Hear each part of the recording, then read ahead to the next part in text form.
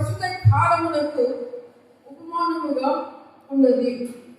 ఈ ఉపమానాలను బట్టి మనసాక్షి విషయంలో ఆరాధనకి సంపూర్ణ సిద్ధి కలగా చేయలేని అర్పణలు బలలను అర్పించబడుచున్నవి.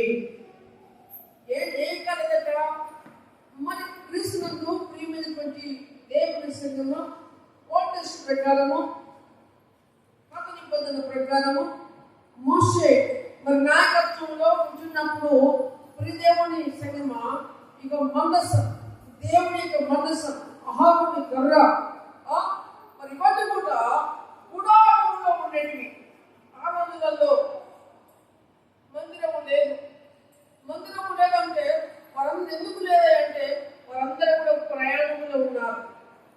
దేవుడు నడిపించేటువంటి ప్రయాణంలో ఉన్నారు. ఎక్కడ ఉంటే అక్కడనే వారు డేరా వేసుకొని వారు దేవుని యొక్క మందసానికి కూడా మరి దేవుని గుడారమును ఏర్పాటు చేసేటువంటి వారు. మరి ఆ గుడారము ఈరోజు మనకి ఎలా ఉందంటే మనసాక్షి ఆరాధన సంపూర్ణ శుద్ధి కలిగి అర్పణలు బదులు అర్పించబడుచున్నవి. ఆ రోజులలో ప్రియ దేవుని సంఘమా అర్పణలు ఉండేవి, బదులు ఉండేవి. ఇవన్నీ కూడా ఉన్నప్పటికీ మనం ఎన్నో రకములుగా అర్పణలు బదులు అర్పించినప్పటికీ కూడా ఆరాధన ఏం కలగలేదా? సంపూర్ణ సిద్ధి కలగలేదు. దేనికి కలగలేదు? మనసాక్షికి ఏం కావాలి? సంపూర్ణ సిద్ధి కలగాలి. క్రీస్తునందు ప్రియమైనటువంటి దేవుని సంఘము. దేవుడు ప్రతి ఒక్కరికి అంటూ ఒక మనసాక్షి పెట్టాడు. ఆ మనసాక్షి మనల్ని ఏం చేస్తుంది అంటే గర్దిస్తుంది, చలిచేస్తుంది, సిద్ధపరుస్తుంది. ప్రియమైనటువంటి దేవుని సంఘము. అలాంటి మనసాక్షి మనకు లేకపోయినట్లయితే మనం ఎందుకును కొరగాని వారం అవుతాం. ప్రియులను గమనించారు. ప్రతి ఒక్కరూ తనదిలాగా ఏదో చిన్న సంథింగ్ ఏదో తప్పు కానీ బై మిస్టేక్ కానీ లేకపోతే ఇతరులు సొత్తుగా ఆశిస్తున్నప్పుడు తీసుకున్నప్పుడు ఆల్రెడీ మన మనసాక్షి ఏం చేద్దండి? మన మనసాక్షి ఏం చేస్తుంది? గర్దిస్తుంది, భయపడుతుంది. ఇది నీది కాదు, ఇది నువ్వు చేయటం తప్పని అనేక విషయంలో మన సాక్షి మనల్ని సరి చేయడానికే ఉన్నది. దేవునికి స్తోత్రం. ఎవరిని? మనసాక్షి ఎవరిని సరి లేకుందండి? మనల్ని సరి చేయడానికి ఉంది. మనల్ని పాపము చేయలేకుండా, మనల్ని పాపంలో పడుకోకుండా, మనల్ని దొంగతనం చేయకుండా, మనం ఏదో చెడ్డ కార్యములు చేయకుండా మన మనసాక్షి ఏం చేస్తుందా? మనకు కావలిగా ఉండి చేస్తుంది, సరి చేస్తుంది. ప్రియమైనటువంటి దేవుని సంఘము ఆరాధన చేయగలదట.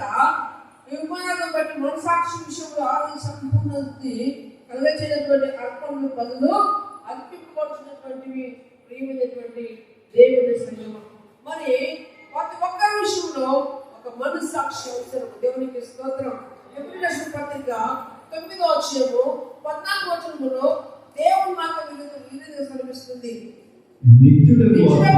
ద్వారా నిర్దోషులుగా అర్పించి పొందిన క్రీస్తు యొక్క రక్తము నిర్జీవం మీద విడిచి జీవంగా దేవుని సేవించకు మీ మనసాక్షిని ఎంతో ఎక్కువగా శుద్ధి చేయడు. దేవునికి స్తోత్రం. పిల్లలా మరి ఆ రోజు గుడారంలో ఉన్నప్పుడు అర్పణలు ఉన్నాయి, బలులు ఉన్నాయి. కానీ ఆ అర్పణలు, ఆ బలులు మరి యాట చేసేటువంటి అర్పణలు బలులు ఉన్నాయి. కానీ ఆరాధకులకు మాత్రం ఏం కలగలేదు? సంపూర్ణ స్థితి. తన మనుషులకు ఒక స్థితి కలగలేదు, నెమ్మది కలగలేదు. కానీ యేసుక్రీస్తు ప్రభువు శరీరధారిగా భూలోకమునకు వచ్చి ఆయన కలవరసులో ప్రాణం పెట్టి ఈ రోజు ప్రియమైనటువంటి దేవుని సంఘమా మనకి ఇస్తున్న మాట ఏంటంటే నిత్యుడకు ఆత్మ ద్వారా తను దేవునికి నిర్దోషిగా పెంచుకున్న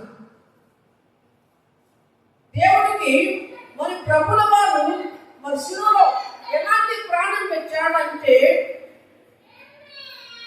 నిర్దోషిగా, దోషము లేనివాడుగా, పాపము లేనివాడుగా, నిందారహితుడుగా, నిష్కల్మషకుడుగా దేవుడు తన్ను తాను అర్పణగాను పనిగాను కలువరుసును సమర్పించబడ్డాడు.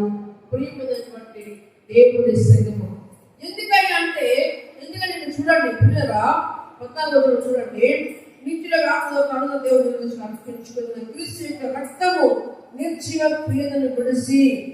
ఏంటి నిర్జీవ క్రియలు అంటే? నిర్జీవం అంటే మొదటి గుడారంలో ఉన్నటువంటి విషయంలో నిర్జీవం ఉంది, జీవము లేదు.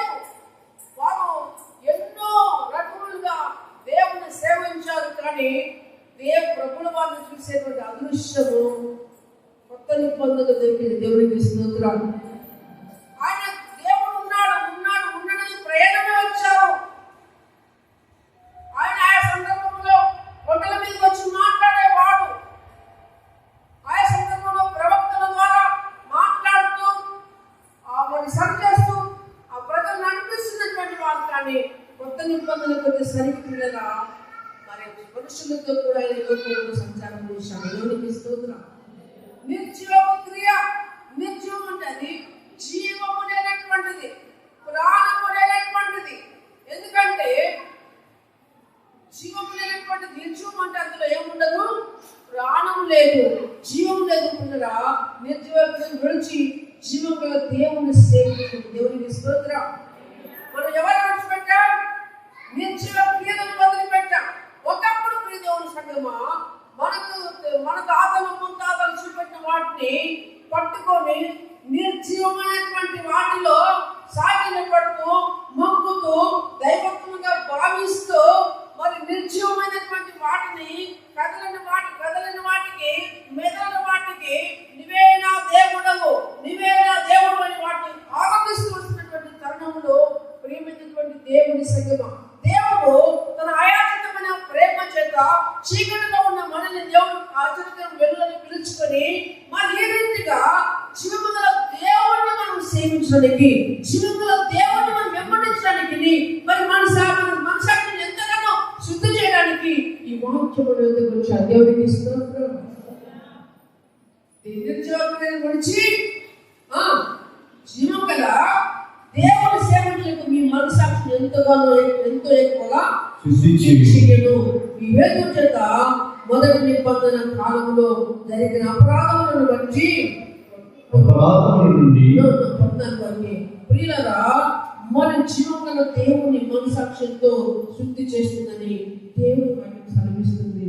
క్రీస్తునందు ప్రియమైన మునుపోతే పూర్వమైతే మనము చీకటి వారమైనా చీకటి సంబంధమైనటువంటి క్రియలను చేశాం, చీకటి సంబంధమైన బ్రతుక. కానీ ఇప్పుడు వెలుగులోకి వచ్చాం, ఇప్పుడు జీవములోకి వచ్చాము. క్రీస్తునందు ప్రియమైనటువంటి వాళ్ళను మనము జీవము గల దేవుని ఆలయమైనాము. దేవునికి స్తోత్రం. ఎవరైనా మనము మీరు దేవుని ఆలయం ఉన్నారని మీరు ఎరగరా అని కొరింథీయుల పత్రికలో అంటారు. మీరు జీవం గల దేవుని ఆలయము, మీరు కాదు, మీరు నా సొత్తు, నేను మిమ్మల్ని కొన్నానని దేవుని వాక్యము సెలవిస్తుంది. క్రీస్తునందు ప్రియమైన అయితే ఇటు దేవాలయంగా ఉండవలసిన నీవు, ఇటు దేవాలయంగా వచ్చినటువంటి నీవు, ఇటు దేవాలయంగా ఉండవలసిన మనము నిర్జీవమైన వాటి మీద ఉన్నటువంటి శ్రద్ధ జీవం గల దేవుని మీద మనం చూపలేకపోతున్నాం.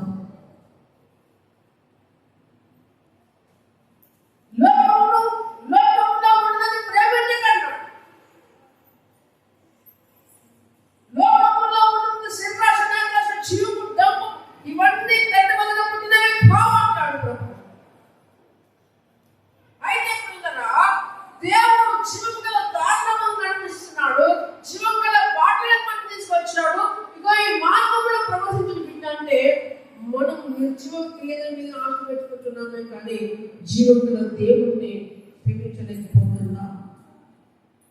ఒకప్పుడు ఆరాధకుడు ఎంత ఆరాధించాడు కానీ ఆరాధకుడికి ఏం కలగలేదు, సంపూర్ణ స్థితి కలగలేదు. కానీ ఇప్పుడు సంపూర్ణ స్థితి కలిగించింది. సత్యములకు మనం వచ్చాము, కానీ ఆ సత్యములో మనం పడలేకపోతున్నాం.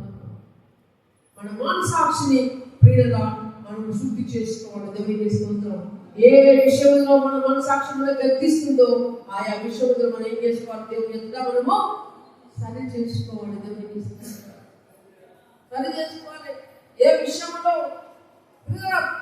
నేను మాట్లాడతాను, ఆదివారం దుమ్మ కొడుతున్న ప్రతి ఒక్కరికి మీకు మనసాక్షి ఉంటే మీ మనసాక్షి గర్తిస్తుందా లేదా? ఈరోజు నేను దేవుడి మందిరంలో ఉండవలసినటువంటి స్థానం, కానీ నేను ఇక్కడ ఉన్నానంటే ఏంటన్నట్టు? నీ మనసాక్షి ఏం చేస్తున్నట్టు? ఎందుకు గర్తిస్తుంది? నీకు ఈరోజు ఉండవలసింది, నువ్వు ఈరోజు ఉండవలసింది గుళ్ళో, కానీ ఏం చేస్తామంటే మనసాక్షిని చంపివేసి మనసాక్షిని పక్కకి పెట్టి మనం అనుకున్నది సాధించుకుంటాం. ప్రియమైనటువంటి దేవుని సంగమా, మరి పరిశుద్ధ గ్రంథములో మరి పిల్లరా యోషేపును చూస్తే తన మనసాక్షిని చంపుకోలేడు.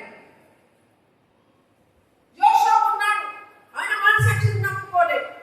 ఎందుకంటే యోషేపు బట్టి రాజుభార్య పడ్డది, యోషేపు మీద రాజుభార్య కన్నేసింది. ఎన్నో సార్లు ఎన్నో విధములుగా అతని మీద ట్రై చేసుకోవడానికి సిద్ధపడింది. ఎన్నో విధులుగా ఎన్ని రీతులుగా మరి అతని మీద ఎన్ని పన్నాలు పన్నిందో, కానీ యోషేపు మనసాక్షి విషయంలో మాత్రం కాపాడుకున్నాడు. దేవునికి స్తోత్రం. ఆమె రాజుభార్య, నేను దేవుని బిడ్డనై ఉన్నాను, ఈ పాపం చేసి ఈ అతిక్రమం చేసి నా దేవుని దృష్టిలో నేను దోషిని కాదనేటువంటి తన జీవితంలో కాపాడబడ్డాడు. దేవునికి స్తోత్రం. ప్రియమైనటువంటి వాళ్ళరా, దేవుడు వాటి దగ్గరలో ఇంద్రియ నిగ్రహ ఆత్మనిచ్చాడు. నీ మనసాక్షిని సరి చేసుకోవాలి. నీ మనసాక్షిని సరి నిన్ను గద్దించకపోయినట్లయితే నువ్వు సత్యంలోనే ఉన్నాడు. దేవునికి స్తోత్రం. నేను చెప్తున్నా, సంథింగ్ ఏ బై మిస్టేక్ చేసినా ప్రతి ఒక్కరి మనసాక్షి గద్దిస్తుంది. నా మనసాక్షి గద్దించలేదు, నా మనసాక్షి గద్దించలేదంటే వాళ్ళు మూర్ఖులైపోయాలా? ఎందుకు గొరగాని వారైనా ఉండాలి. ప్రియమైన ప్రతి ఒక్కరికి దేవుడు ఒకటే పెట్టాడు. భూమి ఆకాశములను మన మీద సాక్షిగా వచ్చి ఒక మనసాక్షిని మన హృదయంలోనే ఉంచాడు. దేవునికి స్తోత్రం.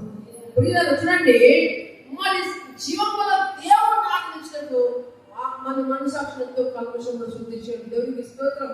మనం అనుకుంటున్నాం, పాపం తీసుకున్నాం, అయిపోయింది, ఇక నాకు పరలోక రాజ్యము నా దేవుడు సిద్ధపరుచున్నాడని అనుకుంటున్నామే. కానీ మన మనసాక్షి మనలో దోషాలు చేసినంత సేపు నరకానికి దగ్గరగా ఉన్న గ్రహించాలి, పరలోకానికి దూరంగా ఉన్న గ్రహించాలి. దేవుడా, మనసాక్షిని సరి చేయడానికి గమనించండి. కంప్యూటర్లో ఒక ముందు ఉంటుంది, చూసారు ఎప్పుడన్నా? సిస్టంలో హల్లెలూయా హల్లెలూయా నిలబడాలని తెలిసి చెప్పకండి. కంప్యూటర్లో ఒక ముందు ఉంటుంది, చూసారు ఎప్పుడన్నా? కంప్యూటర్ తెలుసా? చిన్న ముందు ఉంటుందండి, త్రికోణంగా అది పెట్టి ఒకరికి విశ్రాంతి తీసుకుంటుంది కాబట్టి ఇట్లా అంటే ఆ మూడు నీకు ఎక్కడికి వాళ్ళు ఆప్షన్ తీసి నీకు చూపెట్టదు పిల్లరా. అలాగే మనల్ని సరి చేయడానికి ప్రతి చోటు వెళ్తుంది. దేవునికి స్తోత్రం. మరి మొదటి తిమోతి రాసిన పత్రికలో చూసినట్లయితే 1వ అధ్యాయము 19వ వచనంలో దేవుని వాక్యం ఏ రీతిగా సెలవిస్తుంది. మొదటి తిమోతి 1వ అధ్యాయము 19వ వచనంలో దేవుని వాక్యం ఏ రీతిగా సెలవిస్తుంది.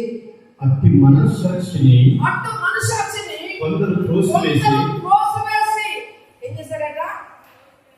ఏం చేస్తున్నారు మరి? అట్టి మనస్సాక్షిని కొందరు త్రోసివేసి విశ్వాస విషయమై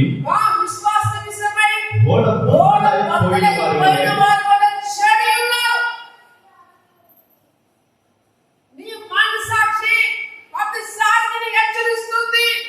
నా కుమారుడు, నా కుమార్తె అని చెప్పినప్పుడు మనం కొంతమంది ఏం చేస్తున్నారంటే అటు మనస్సాక్షిని కొందరు ఏం చేస్తున్నారట? త్రోసివేసి ఆగో, నువ్వు అన్నట్టుగా వింటే నాకు ఎక్కడ జరుగుతుంది, నువ్వు అన్నట్టుగా ఉంటే నాకు ఎక్కడ జరుగుతుంది. గమనించండి, ఒక్కసారి గుర్తు చేసుకున్నాను. ఒక సంవత్సరంలో 52 ఆదివారాలు నేను ప్రాంతంలో ఉన్నాను. చేయమంటాను 50, 40, 45 చూడండి, మనసాక్షి మనం ఏం చేస్తున్నామట? మనసాక్షి మనం ఏం చేస్తున్నాము? త్రోసివేసి. మనసాక్షిని త్రోసివేస్తే ఏమవుతుందంటే నీ విశ్వాసము ఓడ బద్దలైపోయిన వాళ్ళ విశ్వాసమైన ఓడ బద్దలైపోతుంది. ప్రియమైన వల్లరా నీ విశ్వాసమైన ఓడను కట్టుకోవాలి. దేవునికి స్తోత్రం. నీ మన సాక్ష్యము త్రోసివేయద్దు. కొంతమంది పెద్దలు చెప్తూ ఉంటారు, అయ్యా అది కాదు ఇదే, అది కాదు ఇది, అమ్మ పెద్దలు అనుభవంతో చెప్తున్నా, నీకేదో కలుక ఆగు కసి బాగా అని చెప్తూ ఉంటారు. పెద్దలు ఆలోచన పడి దోషం వేస్తూ ఉంటారు. యూత్ పిల్లలందరూ కూడా పెద్దలు చెప్తున్నప్పుడు ఊరికి మాయమాటే పడతామని మరి పిల్లలందరూ కూడా మరి పెద్దలు తిరగబడుతూ ఉంటారు. ప్రియమైనటువంటి వాళ్ళగా దేవుని పిల్లలమైన మనం కూడా మనసాక్షిని ఏం చేస్తున్నమాట రోజు వేస్తున్నాం.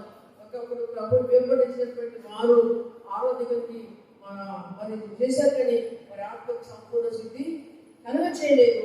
మరి ఇప్పుడు మరి ఆత్మశుద్ధి కలిగించేటువంటి జీవులకు మనం వచ్చాము, కానీ మనసాక్షిని కలుషం లేకుండా చేసేటువంటి స్థితిని మనం ఏం చేస్తున్నామంటే ఆ మనసాక్షిని మనం కాసేపు రోజు వేస్తున్నామని దేవుని వైపును సెలవిస్తుంది వేస్తున్నందుకుగా. అలాగనే మొదటి తిమోతి పత్రికలో చూస్తే 3వ అధ్యాయంలో మరి దేవుని వైపు వెలుగుగా సెలవిస్తుంది. 3వ అధ్యాయంలో 9వ వచనంలో చూస్తే దేవుని వాక్యం వెలుగుగా సెలవిస్తుంది పిలుస్తున్నందుకు. ప్రియమైనటువంటి వాళ్ళరా, విశ్వాస మర్మమును పవిత్రమైన మనసాక్షితో గైకొను వారైన దేవునికి స్తోత్రం.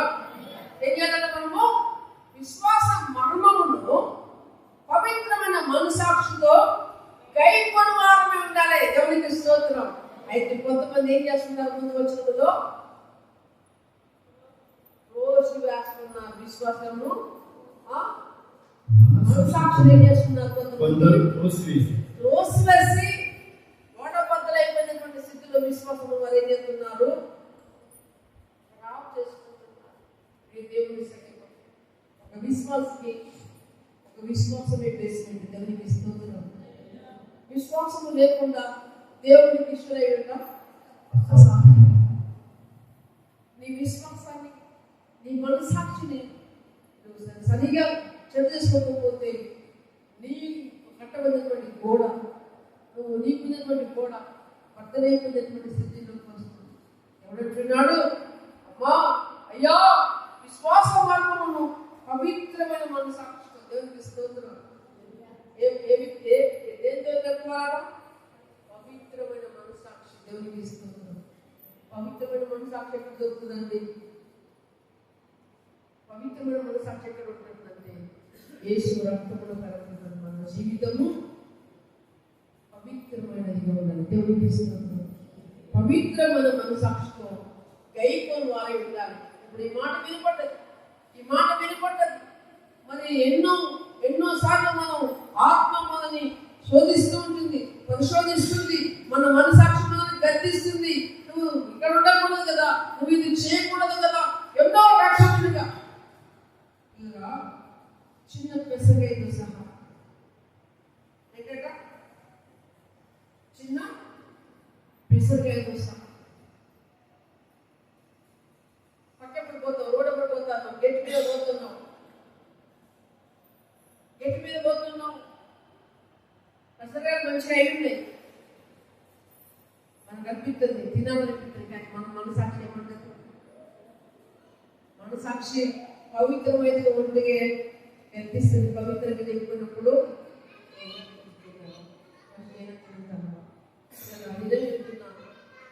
కొన్ని సందర్భంలో ఎవరి చేతుల దగ్గర వెళ్ళినప్పుడు ఆయా సందర్భంలో కొండు కాసిన సందర్భంలో ఆయా సందర్భంలో వెళ్ళినప్పుడు ఎవరి దగ్గర ఎవరు చేయబడి కూడా నేను నా ఇష్టపూర్తిగా చెప్పుకొని తిన్నటువంటి తరుణం కాదు. తినాలనిపిస్తే మరి అడిగి కొన్ని చెప్పుకొని తినేటువంటి వాడు ప్రియులగా. ఎందుకంటే పవిత్రమైన మనసాక్షి కలిగిన వాళ్ళు ఇస్తున్నారు. ఇతరులకు మన సొత్తు కాదు, కానీ ఆ సొత్తు తీసుకోవడానికి మన సాక్షి ఏం చేయాలి?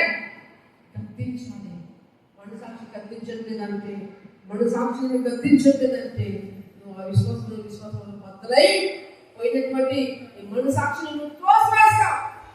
అది ఎన్నో సాధారణం వచ్చింది.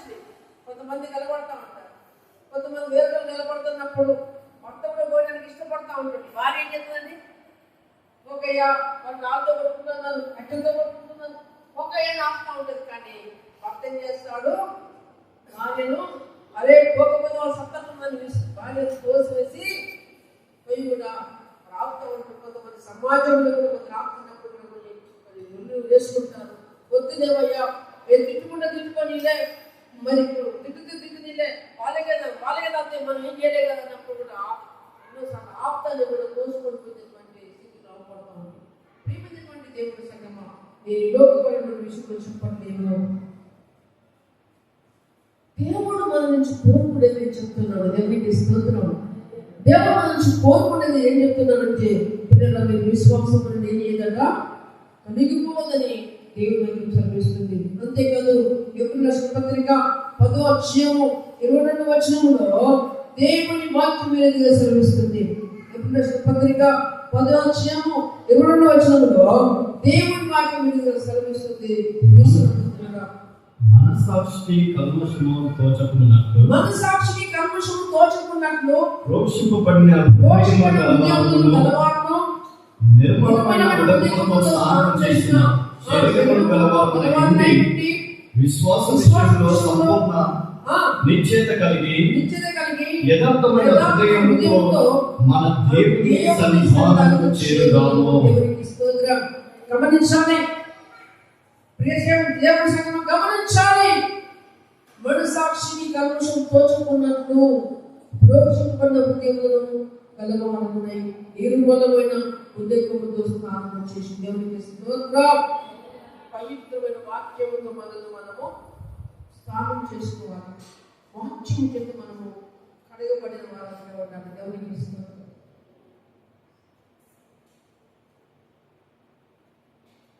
దేవుని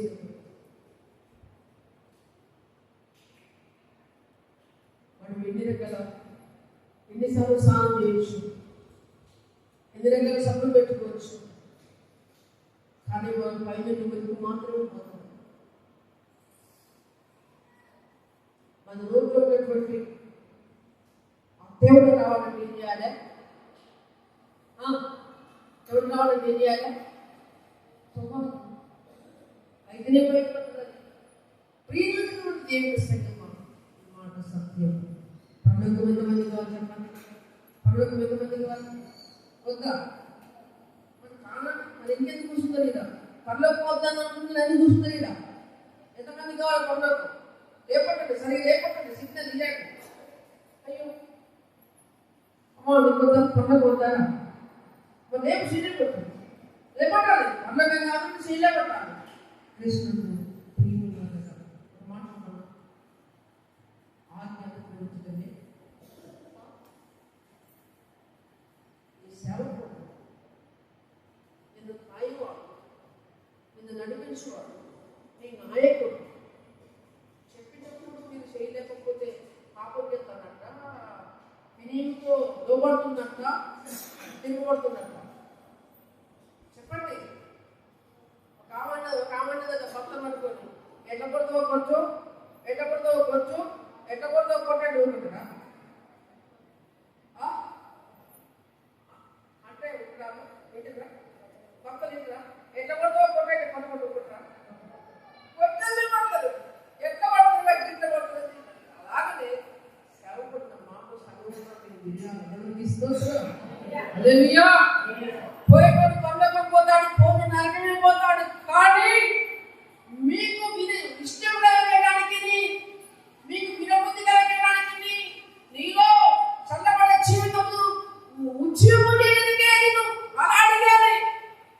ఒకవేళ ఇప్పుడు నేను పండుగ నువ్వన్నా, నేను ఇద్దరన్నా, అది నా దగ్గర లేదు, అది నీ దగ్గర లేదు, అది ఆయన దగ్గర ఉంది. ఎవరికి ఏమో ఆయనకు మాత్రమే తెలుసు. ఇంత సేవ చేసిన ఆయన ఇష్టార్థంగా నేను జీవించకపోయినా, ఇంకా 30 మందిని కట్టుకున్నాం, ఇంతమంది మంట చేసినాం, ఈ చోటు పోవడానికి చెప్పాడు. ప్రియ దేవుని సంగమా, గమనించాలి. సంఘములో ఉత్తేజపరచడానికి దేవునికి స్తోత్రం. ప్రియమైనటువంటి వాళ్ళు ఏమన్నా దేవుని అంటాము, మనసాక్షికి కల్మషము తోచకున్నట్లు రోషింపబడిన హృదయములు గలవారమును నిర్మలమైన ఉదకముతో స్నానం చేసిన శరీరములు గలవారమునేంటి విశ్వాస విషయంలో విశ్వాసంలో ఉన్నారుగా సంపూర్ణ నిశ్చయత కలిగి యథార్థమైన హృదయంతో మనం దేవుని సన్నిధానంలో చేరుతాము. దేవుడికి స్తోత్రం. యథార్థమైన హృదయంతో మనం వెళ్ళిపోవాలి. దేవుని సన్నిధానం ఇది కాదు, ఈ సన్నిధి కాదు, పరలోకపు సన్నిధి. దేవుడికి స్తోత్రం. హల్లెలూయా. ఈ సన్నిధి లేకపోతే గమనించండి, ఈ సన్నిధికి వ్యభిచారం వస్తాడు, దుర్గ వస్తాడు, ఎన్ని రకముల జీవితంలో జీవించిన వాడని ఇక్కడికి వస్తాడు. ఎందుకు వస్తాడంటే ఇక్కడ దేవుడు వాక్యం మీద కనుక్కోవడానికి వస్తాడు. దేవుడు వాక్యం మీద తనని సరిచేయడానికి వచ్చుకుంటాడు. దేవుడు వాక్యం ద్వారా దాని దేనిలో బానిసైనాడు, ఆ బానిసను విడుదల పొందడానికి వస్తాడు. ఇది దేవుని యొక్క మహిమ, దేవుని యొక్క తేజస్సు నిలిచేటువంటి స్థలము. ఈ స్థలంలో తేజస్సు మన మీద పడ్డప్పుడు కదా అందులో బంధకాలు తొలగిపోతాయి. మనల్ని పాపాలు విడిచిపెట్టడానికి మనకు విశ్వాసం కలిగేస్తాయి. అంతే మాత్రమే ఇది. కానీ ఆ యొక్క మందిరానికి వెళ్ళాలంటే, ఆ పరలోకపు సన్నిధికి వెళ్ళాలంటే మనకు యథార్థ హృదయం స్తోత్రం. యథార్థ హృదయంతో మనం వెళ్ళవలసిన అంటున్నాం.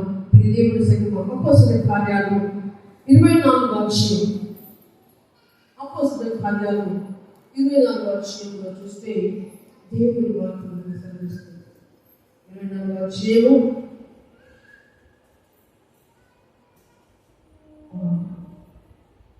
16వ వచనం చూస్తే దేవుని వాక్యం సెలవిస్తుంది.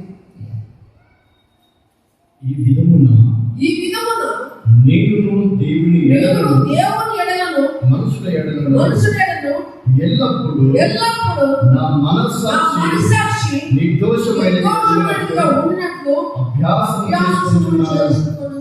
దేవుడికి స్తోత్రం. ఏం చేసుకోవాలి? అభ్యాసం చేసుకోవాలి. ఎవరు ఎదుగుతారంట? దేవుని ఎడలను మనుషుల అపోస్తలుడు పౌలు అంటున్నాడు కదా. అపోస్తలుడు పౌలు ఏమంటున్నాడంటే, ఈ విధమున నేను దేవుని ఎడలను మనుషుల ఎదురు ఎల్లప్పుడూ నా మనస్సాక్షి ఎలా ఉండాలంట? నిర్దోషమైనదిగా.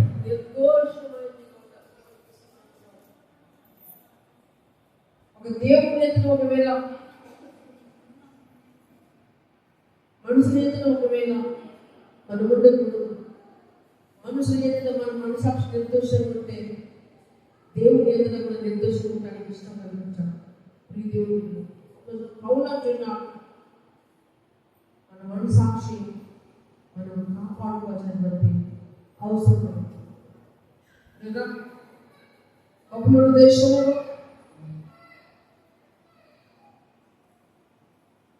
శత్రువు మెషుకోబెట్టుకో వారు ఆ బబులోను ప్రాంతములకు పట్టబడిన వారు వెళ్ళిపోయినప్పటికీ వారికి ఆ బబులోను దేశంలో దేవుని దయ కనికరము ఉంచి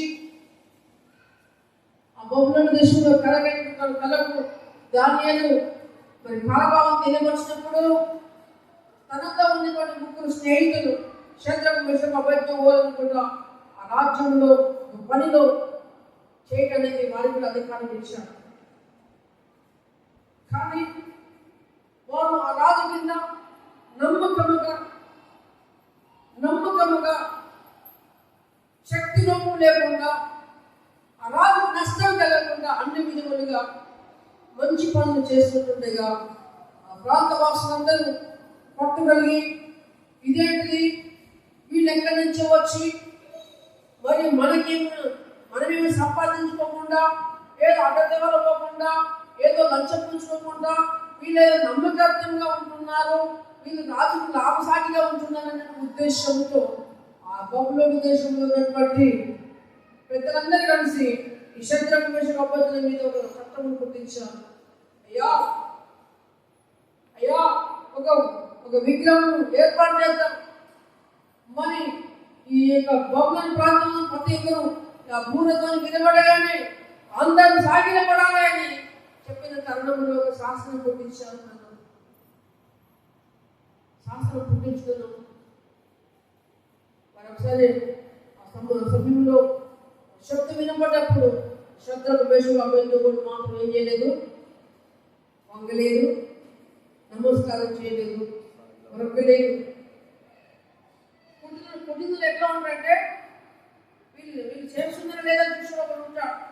చూసినప్పుడు అయ్యా రాజవారు ఇగో ఈ పట్టబడినటువంటి వైరు నువ్వు చెప్పిన ప్రకారం వీళ్ళు చేయట్లేదు, నమస్కరించట్లేదు, వంగట్లేదు అని చెప్పి మళ్ళీ రాజుగారికి ముట్టించి ఇట్టితో చెప్పి మరి ఏడంతలు అగ్ని గుండెములు రగిలించేటువంటి స్థితి క్రియలు.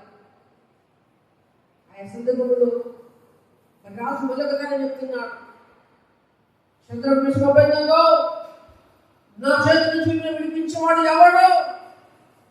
ఇప్పుడైనా నా మాట వినండి, తిరగండి, నేను చెప్పినట్టుగా నేను నిలబడిన ప్రతిభను మొక్కాలన్నాడు.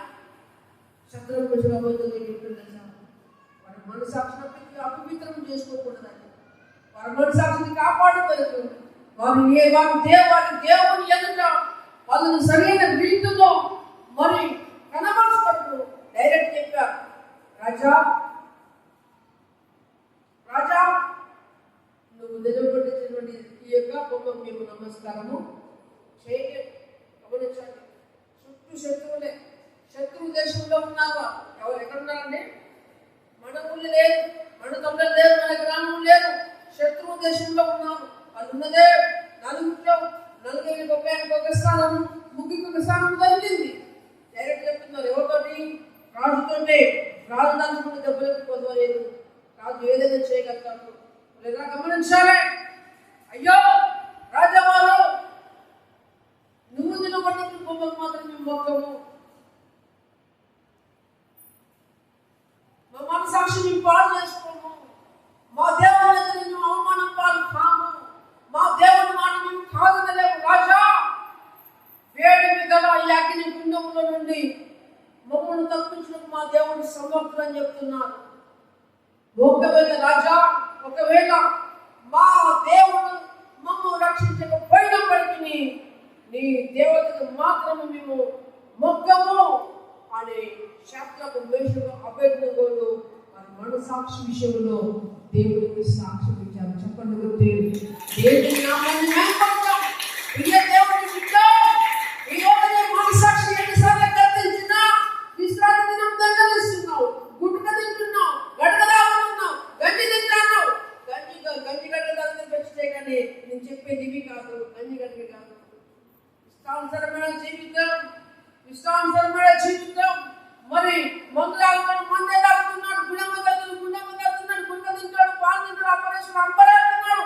ఈ రోజు కూడా ప్రభు నమ్ముకొని రక్షణ పొందినటువంటి వారిలో ఇష్టానుసరమైన జీవితం జీవించే వాళ్ళు ఉన్నారు. నీ మనసాక్షిని ఒకవేళ అలాంటి వారి రోజు ఉండాలి. నీ మనసాక్షి ఈ రోజు నీ దేవుని ఎదుట శుద్ధి చేసి మార్చుకున్నాడు. నీ మనసాక్షి తొలగిపోకుండా చూసుకో. నీ మనసాక్షి నీలో దోషారోపణ చేయకపోతే నువ్వు అదృశ్యవంతుడివే, నువ్వు అదృశ్యవంతురాలవే.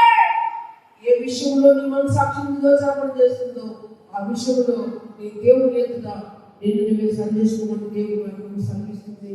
తీసుకున్నందుకుగా పౌలు అంటున్నాడు, ఈ విధంగా నేను దేవుని ఎదుట మనుషుల ఎదుటను ఎల్లప్పుడూ నా మనసాక్షి, ఎల్లప్పుడూ అండి ఒకప్పుడు చేసుకుంటే అయిపోతుంది.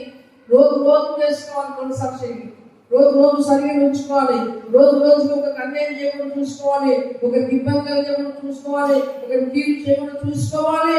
ఒకవేళ కానుక జరిగిపోతే దేవుని ఎదుట పట్టి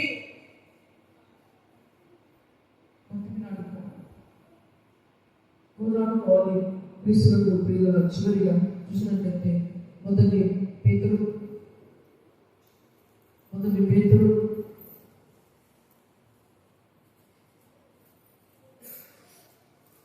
3వ అధ్యాయం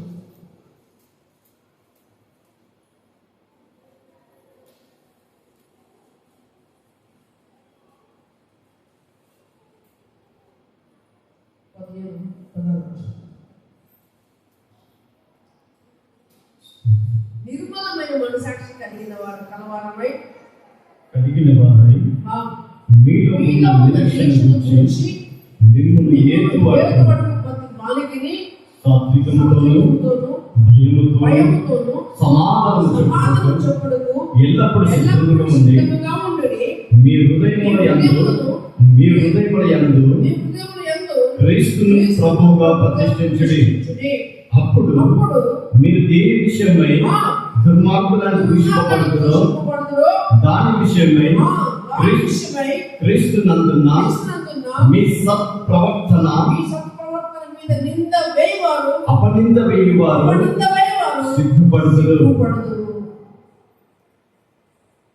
కృష్ణుడు ప్రేమించినటువంటి వారు, నిర్మలమైన మనస్సాక్షి కలిగిన వారు, మీలో ఉన్న నిరీక్షణ గురించి మిమ్మల్ని హేతువులకు ప్రతిమాకి ఏం చేయాలి? సాత్వికముతో, మంచి మనసుతో, మరి ఇంకా భయముతో, ఏమంటున్నాడు? సాత్వికంతో భయముతో సమాధానం చెప్పులకు ఎల్లప్పుడూ మనం ఏముండాలంట? సిద్ధంగా ఉండాలి. గమనిస్తున్నారు. కొంతమంది అంతా కొన్ని అడుగుతారు కదా. కొన్ని అడుగుతున్నప్పుడు మనం సాత్వికంతో నిమ్మలంగా, తొందరపడద్దు, వేగపడద్దు, నిమ్మలంగా వారికి మనం సాక్ష్యం ఇచ్చేవారంటూ ఉండాలి. చెప్పాలి, ప్రభుని గురించి చెప్పాలి. నాయనా, అమ్మా, అయ్యా, ఒకప్పుడు నన్ను పాడైన జీవితం నా ఇష్టాలు నిజమే, కానీ ఇప్పుడు నేను మారాను. నా ప్రభుత్వంతో కనబడ్డాను. ప్రభు వాక్యంలో నేను సవిశేషపడ్డాను. నేను మారాను. నా పాపాలను ఏది ప్రభు ఏదో ఒప్పుకున్నాను. ఒకవేళ నువ్వు నన్ను పరీక్షించాలి, నువ్వు నన్ను చూడాలంటే ఇప్పుడు నువ్వు ప్రభులో వెళ్ళే వారికి నా మనసు మార్చుకున్నాక చూడు అని చెప్పగలిగినటువంటి ధన్యత కలిగినటువంటి మనసాక్షి కలిగిన వారు దేవుడికి స్తోత్రం. అలాంటి సాక్ష్యం ఇచ్చేవారంగా ఉండాలి. ఇంకేం చెప్తాడు? మనం అందరూ ఏమంటారా? ఎల్లప్పుడూ భయంతో ఉండి మీ హృదయం మీద క్రీస్తుని ప్రభువుగా ప్రతిష్ఠించుడి. దేవుడికి స్తోత్రం. ఎక్కడ ఉండాలి మన ప్రభు? ఎక్కడ ఉండాలండి? చెప్పాలి. ఈ మందిరం కొత్తగా కట్టిన తర్వాత ఒక 21వ తారీఖు ఏం చేసాం? దీన్ని మందిరాన్ని ప్రతిష్ఠించాం. ప్రతిష్ఠించడానికి ఏం జరిగింది? ప్రతిష్ఠించిన తర్వాత ఈ మందిరంలో ఏం జరిగింది? అప్పటి నుండి ఆరాధన జరుగుతుంది, ప్రార్థనలు జరుగుతున్నాయి. హల్లెలూయా. అప్పటి నుంచి ఏం జరుగుతున్నాయి? ఆరాధనలు జరుగుతున్నాయి, ప్రార్థనలు జరుగుతున్నాయి. మన హృదయంలో ప్రభువును ప్రతిష్ఠిత చేసినప్పుడు మన పిల్లగా మనమును దేవునికి ఇష్టలుగా జీవించవలసి ఉండాలి. ప్రభు మనను రాబే కూర్చుండాలి. దేవునికి స్తోత్రం. ఒకవేళ మంచి కొన్ని దినములు ప్రతిష్టమైన భక్తి చేసి ప్రభువును ప్రతిష్ఠిత చేసినప్పటికీ నీకు ఇష్టమైన జీవితం వలె అనుసరించి నడుస్తున్నప్పుడు నీ ప్రభు అక్కడనే కూర్చోవు. ప్రతిష్ఠించుడి. మీరు అప్పుడు మీరు దేని విషయమై సమాజంలో దుర్మార్గాన్ని దూషింపబడుతురో దాని విషయమై క్రీస్తునందున్న మీ సత్ ప్రవర్తన, అంటే మంచి ప్రవర్తన మీద నింద వేయవారు సిగ్గుపడుతున్నారు. నీ మీద నింద వేసిన వారు సిగ్గుపడాలంటే మనం ఏముండాలి? సత్ ప్రవర్తన ఉండాలి. దేవుడికి స్తోత్రం. మంచి ప్రవర్తన ఉండాలి, మంచి మనసాక్షి ఉండాలి. మన మనసాక్షిని ఖరాబ్ చేసుకోవద్దు. మన మనసాక్షి గద్దించిన ప్రకారము దేవుడి అందరూ భయభక్తులు జీవించాలని ప్రభు మీద మనం చేయొచ్చు. మాటలు ఇస్తున్నాం. దేవుడి వాక్యాన్ని మీరు జీవించు ఫలింపచేయండి.